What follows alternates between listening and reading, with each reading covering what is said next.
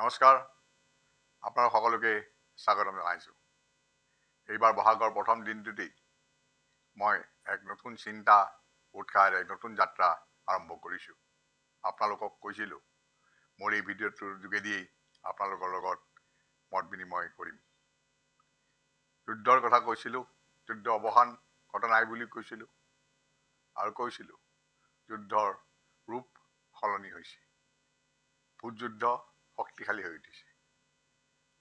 আমি এই ভোট যুদ্ধৰ মাজেদি আমাৰ এই যাত্ৰা চলাই নিম বুলি ভাবিছিলোঁ আৰু কৈছিলোঁ। সপ্তাহটো মাহটো শেষ হৈছিল। 22 এপ্ৰিলত সংগঠিত হোৱা পেহেলগামৰ নৃশংসতাই আমাক থমকি ৰ'বলৈ বাধ্য কৰালে। আমাৰ এই যাত্ৰা সাময়িকভাৱে স্থগিত ৰাখিবলৈ বাধ্য হ'লোঁ। সৌভাগ্যবশতঃ আমি ভবাৰ দৰে ভাৰত পাকিস্তানৰ মাজত কোনো এক ভয়ংকৰ যুদ্ধ সংগঠিত নহ'ল। ভাৰতবৰ্ষৰ নৰেন্দ্ৰ মোদী চৰকাৰে অতি কৌশল আৰু ক্ষিপ্ৰতাৰে দেশলৈ স্বাভাৱিক অৱস্থা ঘূৰাই আনিবলৈ সক্ষম হৈছিল। দেশ বিদেশৰ সকলোৱে ভাৰতবৰ্ষৰ এই সময়োপযোগী আৰু সুস্থিৰ সিদ্ধান্তক আদৰণি জনাইছিল। সকলোৱে এক অনাকাংক্ষিত ভয়াৱহতাৰ পৰা উদ্ধাৰ হোৱা বুলি অনুভৱ কৰিছিল। কিন্তু ভাৰতৰ যুদ্ধ ৰাজনীতিৰ এই পদক্ষেপে ইতিমধ্যে যুদ্ধত লিপ্ত থকাসকলৰ ওপৰত কোনো ধৰণৰ প্ৰভাৱ পেলাব নোৱাৰিলে। আজি কেইদিনমানৰ পৰা আৰম্ভ হোৱা ইজৰাইল ইৰাণৰ সংঘাত আৰু ইয়াৰ মাজত আমেৰিকা যুক্তৰাষ্ট্ৰৰ প্ৰৱেশে বিশ্বৰ আন শক্তিবোৰক কোন দিশ আৰু কলৈকে লৈ যায় তাক এই মুহূৰ্তত থিৰাংকৈ কোৱা টান হ'ব।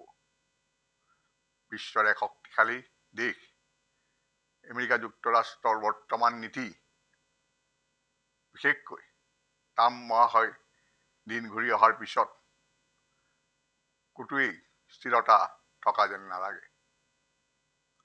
যোৱা নিশা আমেৰিকা যুক্তৰাষ্ট্ৰৰ দ্বাৰা ইৰাণৰ ওপৰত আৰম্ভ হোৱা আক্ৰমণ শান্তিকামী কাৰো বাবেই সুখবৰ নহ'ব।